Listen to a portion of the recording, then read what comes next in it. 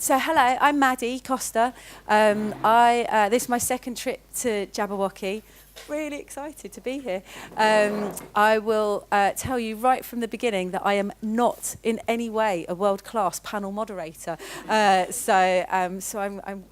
is partly why I've brought us down at the very last minute from up there to down here. I'm hoping this can be a bit of a conversation, actually. So if you feel like I'm doing a terrible job of moving the discussion onwards, of asking the right questions or the questions that you're interested in, then please, by all means, chip in and ask them yourselves. Yeah,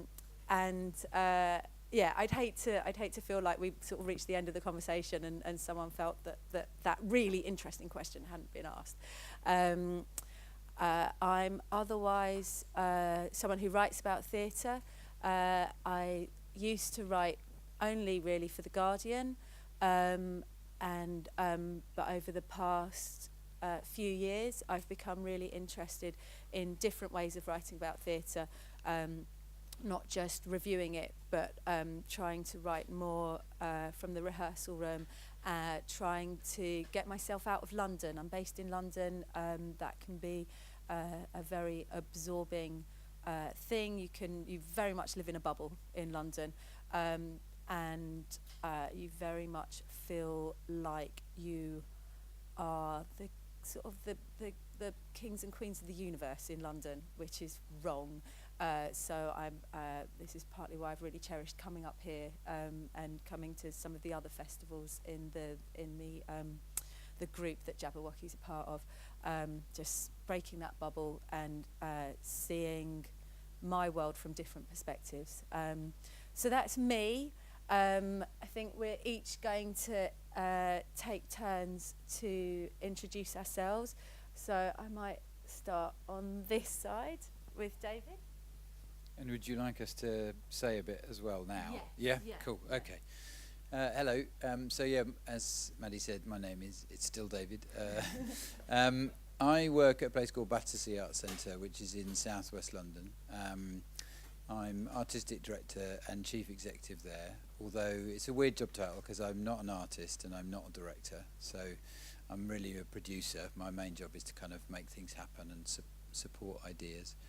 And it's a massive privilege to be here. I wish I had more hair, because I could put the premiere to good use. We could. That would be great. We could do something, I'm sure. It gets a bit dodgy around the back, but anyway. So yes, it's lovely to be here. Thanks for inviting me. I suppose in terms of this idea about world class, I had two or three things I just wanted to kind of chip in really to perhaps that it made me think of. I suppose in a very simple way, world class, I suppose for lots of us makes me think of sport, makes me think of competing, and the kind of idea of a world class athlete or a world class football team is a team that is able to compete at a world level. So in other words, it goes across national borders. So I suppose that's fairly obvious, but that's what it made me think of. Obviously in culture, it's less about competition. Although having said that, of course, the Olympics, when they first started, had just as large a cultural aspect as they had sporting aspect. So this is a couple of thousand years ago. And then it was a competition. The cultural aspect of that was a competition too. So whether it was poets or theatre or writing or whatever, there would be a competitive element to it as well. So I guess world class in some sense, I guess, means something that is able to, that has value in another culture or in another context. But the second thing, in a way which I suppose partly contradicts that, which I wanted to say, which I've always loved this quote, and I may not have this completely right, but there was a philosopher I think called Morrow who had this quote that said, in order to be truly global, you have to be truly local. And I really like that because I think there's something about Knee-High Theatre, who are based in Cornwall, who are a very local theatre company but equally tour all over the world, have that quote. Because, and for me I suppose what it means is there's something about the kind of specificity of the local. There's something about being rooted in your context, in the earth in which you're based, the land in which you occupy, and the village or the town or the place where you come from, which means that you can become world class at something because of that local specificity. So I think that's a kind of, in a way, is a contrast to the idea of world class being something that's just purely about kind of internationalism. Somehow it's worth remembering that all of those football teams, athletes or so on, do come from a local area. In fact, I remember, do you know the writer, the Times writer, Matthew Said? He wrote a book called Bounce. He was the British table tennis champion in 1988 or something like that. And he tells us this story that in the late 80s, early 90s, about, I think it was about 12 of the top 20 table tennis players in Britain all came from Silverdale Road in Reading. And this was obviously a statistical anomaly. And so when it was, oh, thank you, yeah, sorry. Yeah, it probably is. Yeah. So when they looked at that, it's because Silverdale Road in Reading has got a 24/7 table tennis club. So young people are having an opportunity in that area of the UK to practice table tennis, perhaps more than any other area, which I think says two nice things. One is that often talent is in itself a misnomer as an idea. It's actually about opportunity. It's about people having an opportunity to play table tennis 24 hours a day and become incredibly good at it. But it also says something about the localness of that. It says something about that community that was established around that table tennis club and what that enabled it to become. And I suppose that's interesting in terms of Darlington. I mean, I'm really looking forward to hearing from Caroline about what sparked this conversation about the idea of world class in Darlington. But clearly there are, and people who live in Darlington will know a lot more than I do, but from my modicum of research that I've undertaken, when I was about 7 years old, my dad, who was a structural engineer, took me to the Humber Bridge and took me inside it. It was one of the experiences I remember most about my dad from being a little boy. And we actually walked inside the bridge and all the way down it. And he told me that above us there was, like, he said something like 2 centimetres of steel and 4 centimetres of concrete, whatever, and then there was the cars and the lorries were going over the top, which as a 7-year-old boy was just a kind of mind-blowing thought that all this stuff was. And the Humber Bridge is clearly a world-class landmark known in all parts of the world, and I think was the largest, I don't know if it still is, but it was definitely at that time. I remember my dad telling me the largest suspension bridge in the world or something, and I was amazed by this. But it's made by, as some of you will probably know, but the Cleveland Bridge and Engineering Company, which is based in Darlington. So again, it's that sense that something that is very local, that's very specific, and that the talent and the ideas that develop then become world class. So those are the 3 things I just wanted to share. Great, thank you. So do we think that that's to solve the problem? Great, okay. Bill, hand over to you. Okay, thank you. Can you hear me? Yes, okay. Thanks. I'm Bill Vince. I'm a Senior Relationship Manager at the Arts Council based in Newcastle, and I'm not supposed to be here. Alison Clark, who is the National Director for Combined Arts, was originally invited to be on this panel, and she can't be here today. So she's asked me to step in, so I'm happy to do so. Alison wrote a blog about excellence, which is why Caroline asked her originally to be on this panel. I'm not going to do or say the things that Alison might have done. Instead, I'm going to share a bit of perspective that I have from my life before I joined the Arts Council, when I worked at a small festival in a rather insignificant market town in the north of England that is generally considered to be world class. And that's Huddersfield Contemporary Music Festival, where I was the education director for 7 years, which works on a level by which, if that is your kind of music, and I will accept that it's sort of a esoteric type of music, modern classical music,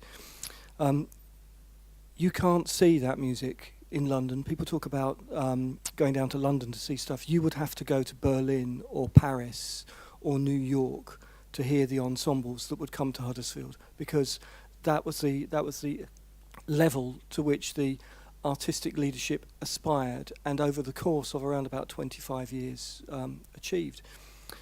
And I've just been reflecting on it this morning. The Huddersfield Contemporary Music Festival is now 14 days long, takes place each November. The most famous living composers and ensembles in the world visit it. It has national and international press, world premieres, commissioning new work. But it began in 1979 in a weekend in some small buildings, shops, university, concert hall, cafes in Huddersfield. And I was just struck as I was considering it this morning, the similarities between the way Jabberwocky Market is establishing itself here in Darlington and the way that HCMF, as we now call it, began to establish itself in Huddersfield. And I think one of the things that was really interesting about HCMF achieving what it achieved was an absolutely clear and uncompromising artistic leadership right from the start, where it was really clear what that festival was about, what it was trying to achieve. It was trying to bring to the north of England a kind of music that wasn't being brought by anyone else at any other time. And the artistic director made the decision that he would only put on the best. For those of us who worked for him, that uncompromising artistic vision was often making life very, very difficult for us who had to put the hours in. But nonetheless, because that clarity of vision meant that it found its audience very quickly. Its audience initially came from outside.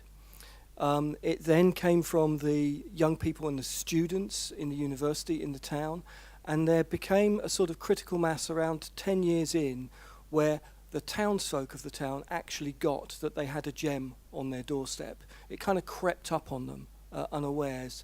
And then from that moment on, it sort of went from strength to strength. On the back of that, the town got a new theatre, the Lawrence Batley Theatre, so the festival got a new venue.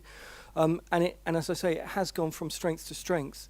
And it would be difficult to find anyone who wouldn't agree that the work that has gone on there is world class. So when the email that Caroline sent to all of us says that one of the stimulations for this debate was something that she'd heard from someone in the town saying, how can this festival be world class if it's Darlow? If it's Darlow, how can it be world class? Well, it can be. It can be.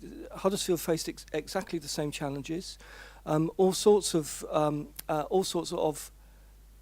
talented, world-class artists are being born all over the country every day. So we can expect,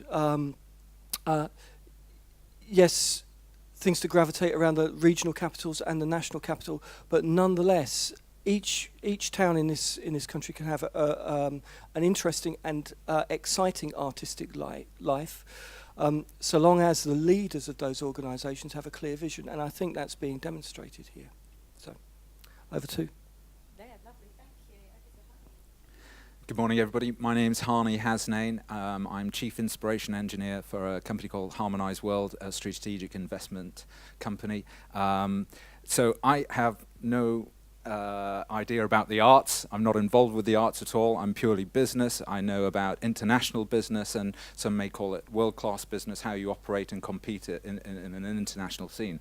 And perhaps I have a different perspective of what world-class means. And when Caroline sent the email, I was thinking, what do we consider the definition of world-class? Is it our own definition, or is it something that's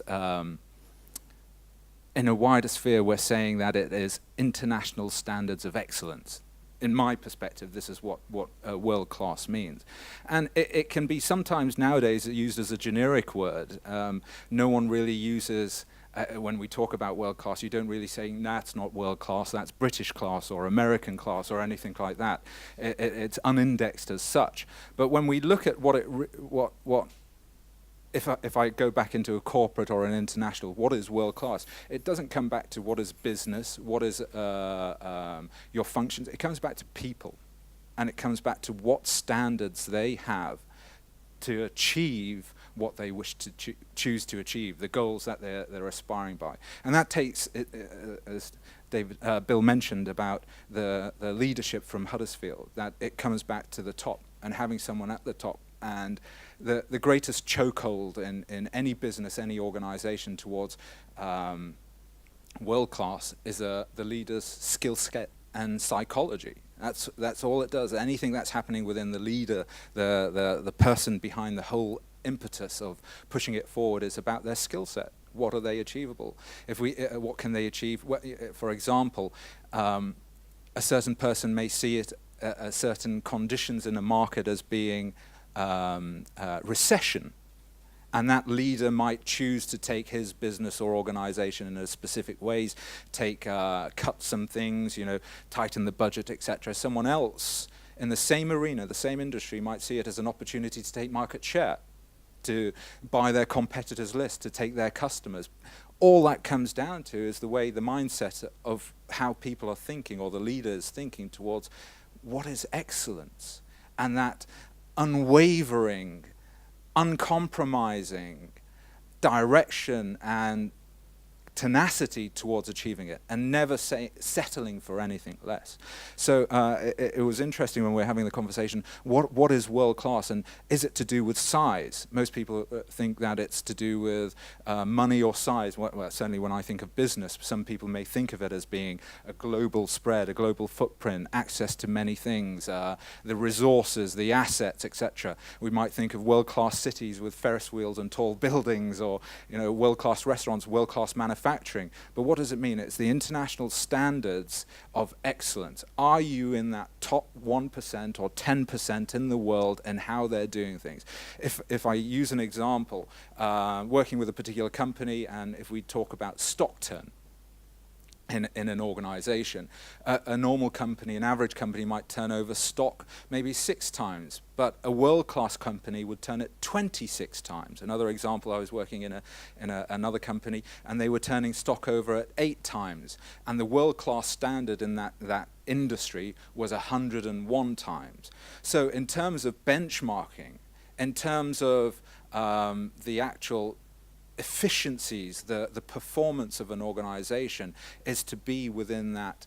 Can they compete on that level with the best in the world? So that's my interpretation of world class. So open it back up. Very interesting, thank you. There's too many things to try and pick up on.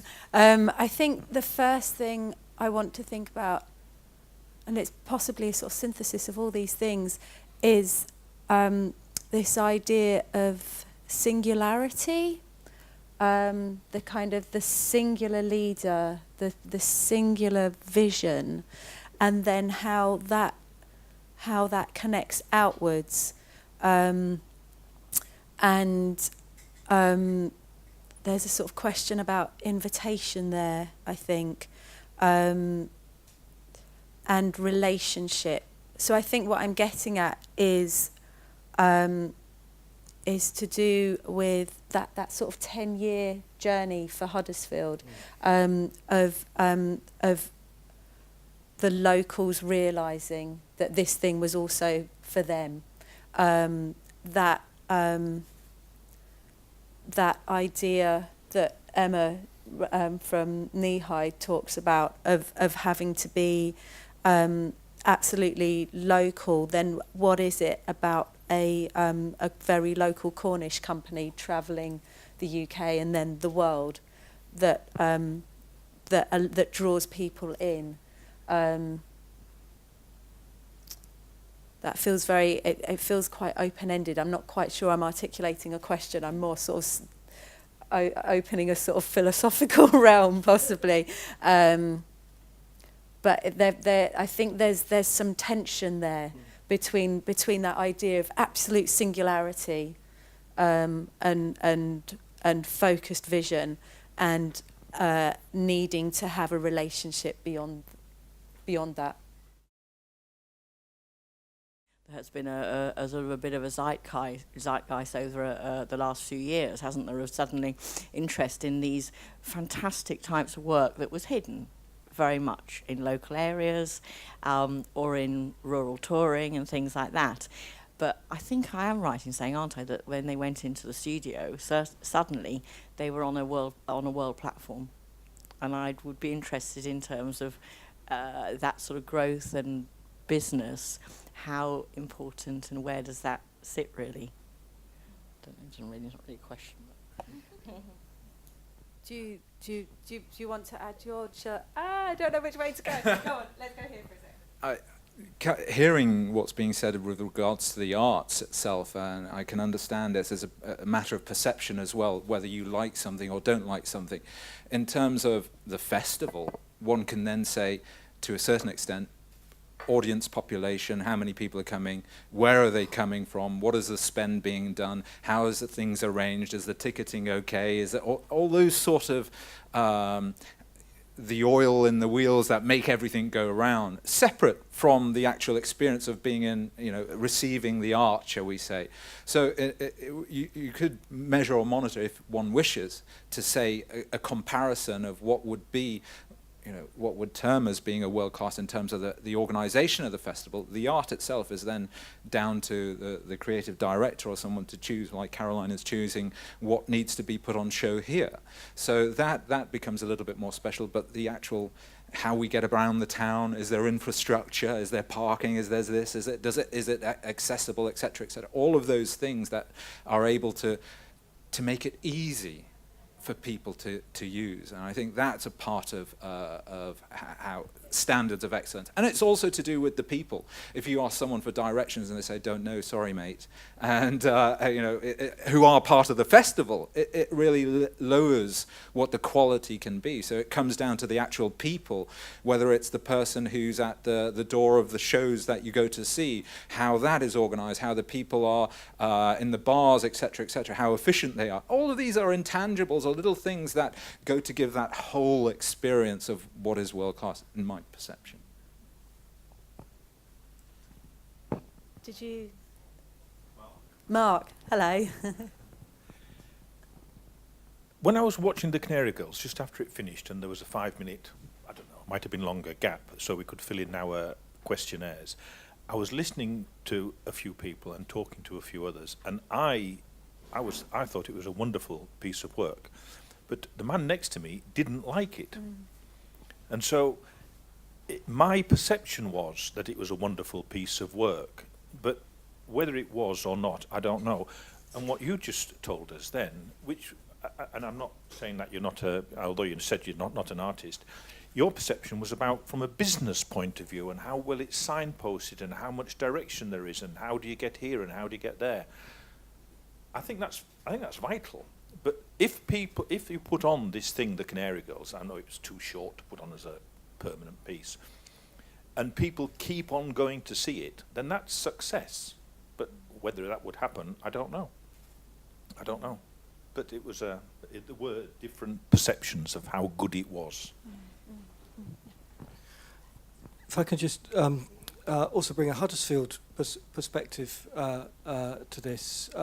As well as working at the place, I've subsequently gone on to other things, but I go back from time to time. And if I liked everything that I heard at that festival, I wouldn't bother going.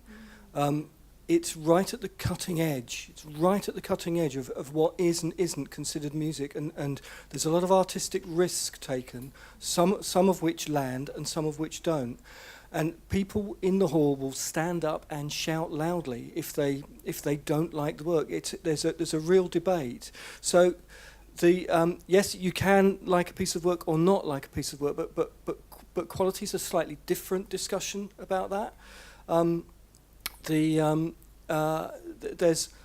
lots of Beatles songs, to just come back to that point. There's lots of Beatles songs that I really don't like, even though I would say they probably are a real benchmark in music in my view, but there are a number of songs that I don't like. But I would accept at the same time that they represent a compositional and performance quality, and of their time were right at the cutting edge of what could be considered music, which is why it's of interest to me. So that speaks to me as an audience member of being of wanting to being taken on a journey.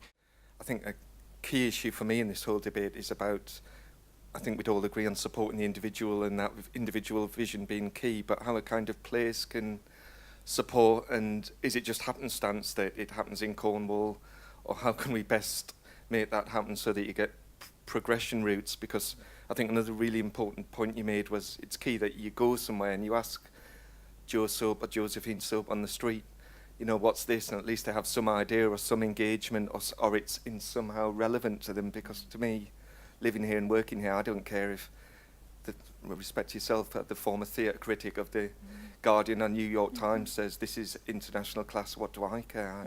I want to know it's something that this, I think that's why Jabberwocky and this strategic touring scheme's been good, in that it's somehow filtered that out and got beyond that kind of, I think they are strictures really still. I know it's probably not politic to say it, but very kind of elitist strictures that come with that accreditation and critical things still.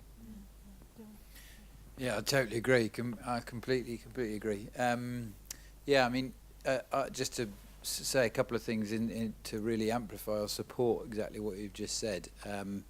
One is that, yeah, picking away at this sort of idea of the singular vision, the kind of totemic genius who kind of creates and leads. Clearly those people exist. And clearly they thrive in very hierarchical environments where they are allowed to exist. But I don't think it's the only model. I don't think it's the only option. And actually, if you look at the internet, you look at ideas that are developed over the internet, the way that networks work across the internet and people develop things collectively in a much more shared space, I think it's directing us towards a different way of thinking about excellence, a different way of thinking about how you develop that. In fact, where I work at Battersea Arts Centre, a lot of the artists and companies that make work are collectives. So there are ragtag groups of various different people with different skills and different ideas. So we don't, in theatre, the sort of, if you like, the excellence model, for me anyway, is partly defined by the old-fashioned, almost industrial production model of making theatre, which is you have a writer and they write a play, and then that's a product which is then given to a theatre, and then the director is appointed, and then the director appoints a designer and appoints a sound designer and then appoints a cast, and the whole thing then is taken into rehearsal and rehearsed for 4 weeks and created, and it is all quite top down, and obviously creates all kinds of wonderful theatre. I don't particularly like watching plays that have been made like that, because I tend to find that they, not all of them, but a lot of them ignore their audience. It's you're watching them as if you're not there. So going back to the point about kind of people working in a more collective way, in a more shared way, where decisions are shared and ideas are explored together, for me it's less about having a kind of uber god who's leading that process. It's more about having a shared process that everybody buys into. So at Battersea Arts Centre we do this thing called Scratch, and the idea of Scratch is that you can share an idea at a really early stage of its development. You had a Scratch night here, didn't you? Last night or the night before? I can't remember. Friday. And the idea of Scratch is that you can share something at a really early stage of its development and ask the audience what they think. What did they see? What did they think could happen to the piece of work? What did they think was missing? And it allows a shared dialogue about how that work might develop to the next stage. And then you can do it again 3 months later, Scratch. You just try it again. So rather than have this kind of top-down process, which I think can, totally agree, lead to a kind of an elitism, certain people with certain specialist knowledge that others don't have. Actually, it's a more shared, playful way of working. It's a messy way of working. And actually, Scratch nights, as I'm sure happened on Friday night, happens every time at Battersea Arts Centre that you do a Scratch night. Loads of things fail. They don't succeed at all. They go horribly wrong. But actually, there's everyone will know Grayson Perry. He's a Turner Prize-winning potter. He's an amazing artist, and he's got this thing in the corner of his room. He sells pots, I don't know, for God knows how much now, probably hundreds of thousands of pounds. And he's got this thing in his on his bin which says creativity are mistakes, or creativity is mistakes. Can't remember my grammar, but anyway, creativity is mistakes. And he says he remembers every time he hurls one of his pots in the bin that's smashed because it's rubbish and doesn't work, he remembers that that's where actually the next £100,000 pot is being made, in the bin, because it's the mistakes that have helped him then work out what comes next. So Scratch is a bit like that, because it allows you to make mistakes together, it allows you to get feedback, and it allows a collective sense locally in that room with that audience of what people think and how people respond to the work. So I think in the arts that's really important, that we move more and more towards a model that is shared, because I think the arts in this country are, you know, we get terribly hung up on the kind of the ideal opinion of the critic, which is partly, I think, where a lot of it comes from, the idea that the critic. I mean, I used to go to the theatre and come out and go, oh God, and I never wanted to talk to anybody afterwards because I didn't know what to say about it. I had nothing to say about it because I felt like I hadn't been to the right school, or I hadn't got the right degree, or I hadn't read the play because I didn't like reading. Whereas actually, as I've found more and more artists that make work in different kinds of ways, it gives you a more shared sense of what's good, and I think that's a way to go rather than a kind of more singular vision. Yeah. I think in the business world, very much so, that failure is an intrinsic part of success. You cannot be perfect on the first go. And a lot of people have mental psyches that hold them back by saying that it has to be perfect exactly first time, and if I can't do that, I'm not going to do it.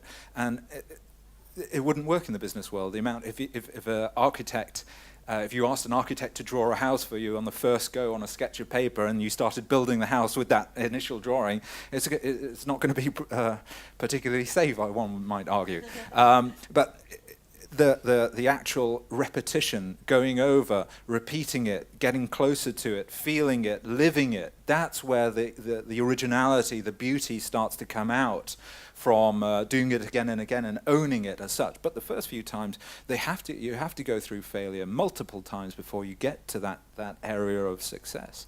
So just There's something, I think, connecting what both of you said, which is around a kind of I can't remember the word now. I've got the word authority in my head, and that's not the word.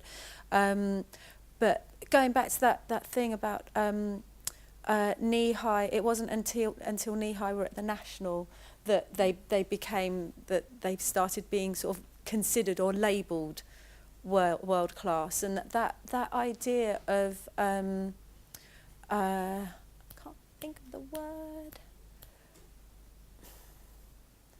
That idea of what does it take.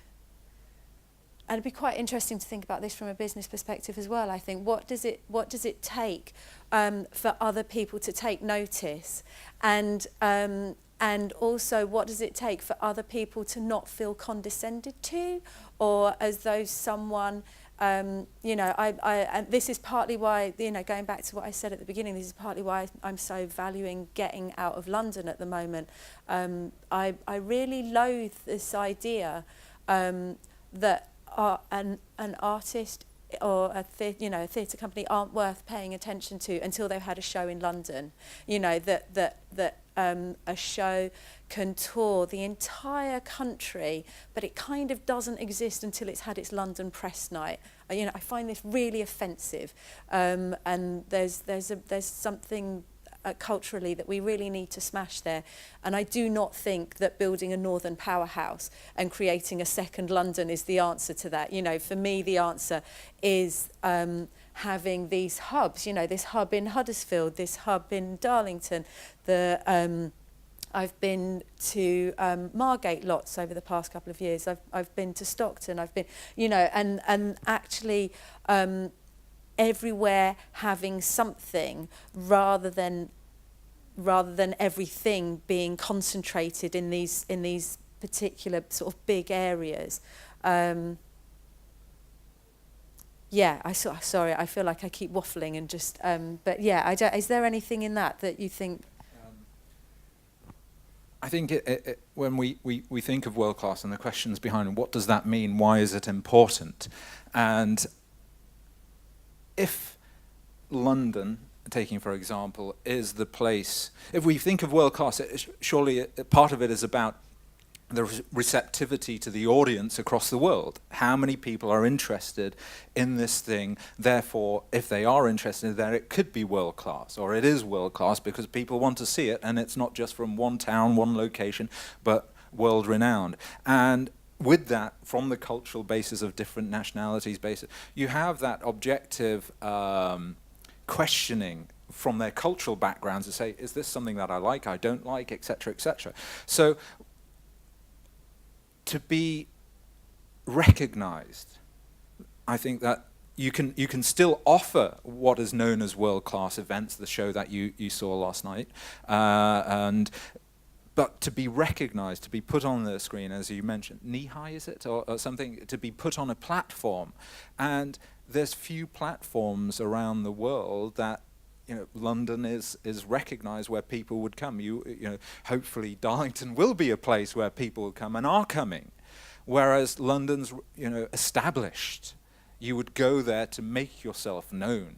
The purpose of using that channel as a route, whether it's indeed you have to go there and then be classified as, okay, you've made it now, can be questionable. You can go across the world, and do it in a number of countries, and still not go to London, and still have a good response. And one side that I'm picking up from what David was mentioning about how an elitism, or how arts can be seen as, you know, condescending sometimes. There's a dark side to world class as well. You know, there's a big, if we think of, well, let's take the most recent of companies, Volkswagen, for example. And when we think of how, when you're at a particular stage or a particular level, you have networks, opportunities, resources, data that allows you to act in very certain ways that could be considered abusive as sometimes as well. And that's a whole other side of what world class can actually bring as well. Not just is it a standard of excellence. If we think of some of the accounting firms, world class accounting firms are therefore being able to take advantage of tax loopholes. If we look at why regulatory authorities have been established, is to stop, you know, what some world class companies could have done. So I think that the how we grade, certainly in the arts, is personal perception, but that also could say that it's to do with the audience number. Who wants to see this? The Beatles were successful because they had such a large audience. They had people around the world enjoyed what they were producing. So world class could be part of that. Yeah, just to follow up on that, I think you've raised some really interesting points, and one of the things that was going through my head is that there really isn't any kind of mechanistic formula that you can come to whereby if you achieve this baseline it's world class, and if you don't then it's not. But I think there are a number of indicators. It's not just a numbers game. Popularity is certainly amongst them, but other things that sort of come into the mix might be, for example, critical response, peer review. And also something we haven't really touched upon, but awards. I think you know, awards are there for a reason. They're often a really good indicator. If a number of people in your industry, whether you're producing a popular piece of work or not, but people in your industry get together and decide that the work you're doing is worthy of an award, that is saying something as well. Noting that Jabberwocky Market is award winning as well while we're here. Yeah. Are you holding the microphone because you want to say something? No, I just clocked as well. Yeah. Does anyone have, because we need to wrap up quite soon, does anyone have any other question that they wanted to bring in? Yep. One small question, leading to 2025, your earlier point about kind of national reputation, international reputation, and for us there's a big thing, the aspiration of Tees Valley's to bid for UK City of Culture, and also we've got the bicentenary of the Darlington and Stockton Railway, and that's the point you made earlier about the suspension bridge. It's a small component really of, we would argue, at Tees Valley, of the kind of heritage and the engineering impact on the world. So I suppose the final point I would like to try and get a view on is how this kind of artistic and cultural side can contribute to the overall promotion of plays, because obviously I work within the local authority, so that's a kind of key thing for us, because we want art for art's sake, we want everyone to have nice things, but equally we need to manage 10 million cuts in the budget, so we've got to look at how we're going to attract businesses to come to Darlington, people to want to bring their families here, and it's that question around how culture and the world-class aspect, and a little bit more on the branding side of things, of how it might work in Darlington, really, or whether you as outsiders, by and large, sorry, I don't know if that's the circumstance here, but to try and get a picture of whether this type of initiative might play into that, because that's kind of key for us as a local authority in terms of promoting Darlington as somewhere distinct, as you say, it doesn't, not a replica of London, somewhere distinct, but somewhere that people are going to want to move and come to. Can I just kick off a quick response? I think Darlington has a huge opportunity with the 200th anniversary of the first passenger railway, and I know there are meetings afoot about branding Darlington an ingenious town. The 200th birth of the passenger railways is a moment of international significance that has its root in this place, and I think it's very rare that you get those two things coming together, so I think there is an opportunity that can be exploited. Being the Arts Council's main lead for Darlington, I can say that I think this town has a really compelling cultural offer. Jabberwocky Market is part of that, so is the Festival of Thrift, so is Theatre Hullabaloo, who are having a new building built, and the work that goes on at the Civic Theatre.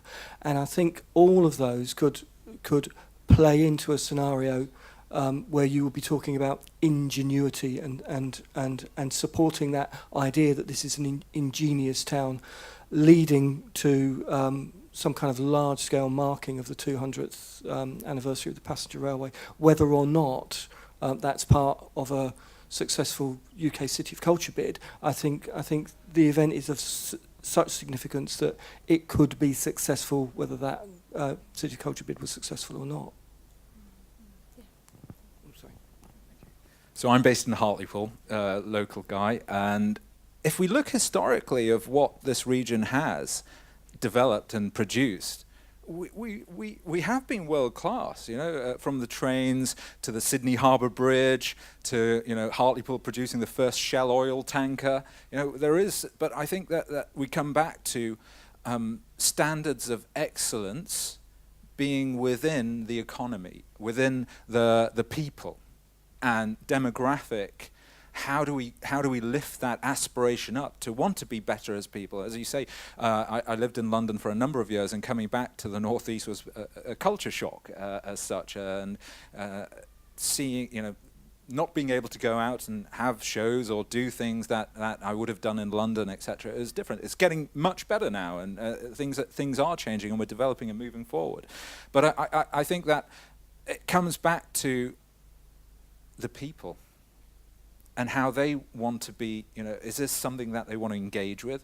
Is it seen as, if I've been hit by the bedroom tax, if I'm lost my job, I potentially, where's finance going to come? The missus is perhaps getting a bit heavy with you, and children's schooling, things, this, that, and the other.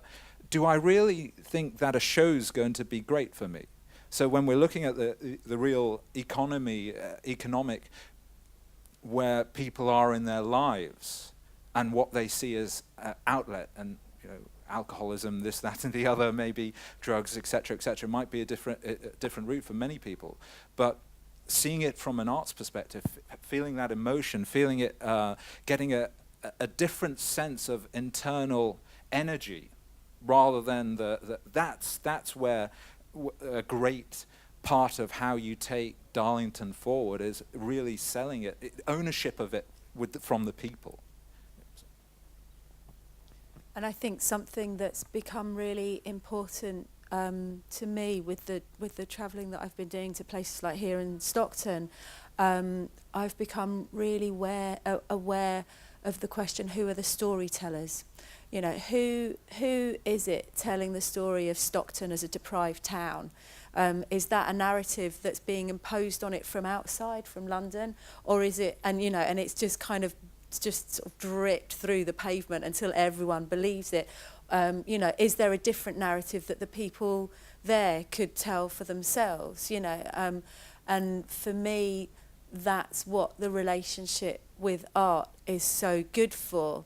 It is what it's really good for is reminding people that we are our own storytellers and we can change our stories. So I feel very wary of the argument that the value of art is economic. You know, that it's in boosting sort of how many people go to the local restaurants and things like that. You know, I think the value of art is in changing people on the inside, is in creating a sense of ownership of, and you always end up using the language of business. There's no way of avoiding the language of business in any of these conversations. But that, for me, is what's so important about art being central to any kind of town rebranding or rethinking. Was that an I want to say something, or we need to stop? No, I do have just like a little point on that who are the storytellers thing that is totally related to this project, because we're a partnership of places all around the country, and I was in London for a meeting and had just been talking about Darlington and Hull and all these places, and we were all saying we're enabling this thing because of cultural deprivation and economic deprivation, and we're in places that need more support. And then I got onto the tube, and Torbay, which is one of our partners, and I've now been there and seen what it's, that on the tube there's a massive billboard, Torbay as the English Riviera, and pictures of yachts and things. And so the picture that London is seeing of that place, that we're talking about all of their deprived areas, is this is a place to aspire to go to. And the picture of London that we in the general north are projecting for whatever reason, it just, for me, set a challenge to go, why can't we just have a picture of, like, Rockcliffe Hall, or, like, just, like, it's selective, isn't it? It's what you're showing the world. And why don't we pick the stuff that there's all sorts of amazing stuff here that isn't financially related, that we could go, actually, here is world class. And there was something that was right at the start of this project that just made me go, yeah, I can help to tell that story. That wasn't meant to be about me, it turned into me, sorry. No, it's fine, but I do think there's something really interesting about that idea of areas of cultural deprivation. The more involved I am in this strategic touring network and another one that I'm involved in, the more I'm coming across resistance to the imposition of that, and this was a conversation that we had before we started, actually. You know, to what extent was the Huddersfield Festival creating opportunities for local composers and local musicians, and to what extent was it just bringing work from outside? And I think what's really vital about these partnerships is that it's not just work coming in from London or work coming in from Manchester. It's a conversation with local artists. Otherwise, that notion of kind of we are our own storytellers, you're basically kind of stamping on that. There's a point that you made when we were talking earlier, Maddy, about a particular arts person. I forget the name now. Excuse me. That you were saying that they didn't do the show from trying to be an opening perspective of everything for everyone. It was very much individualized to them, and then people brought their experience to contrast or connect with what that initial experience was. And that doesn't have to be a holistic sort of trying to be world class or anything like that. It's very raw, natural as such. And you were mentioning how the difference, or we were talking about the difference between, you know, something on Broadway or something at you know, the West End compared to the real rawness that you're experiencing from these shows as such. I don't know whether you wanted to mention about that. I think this brings us sort of full circle to where we started, to the idea that that Nihai lived by, of you become universal by being absolutely yourself and absolutely local.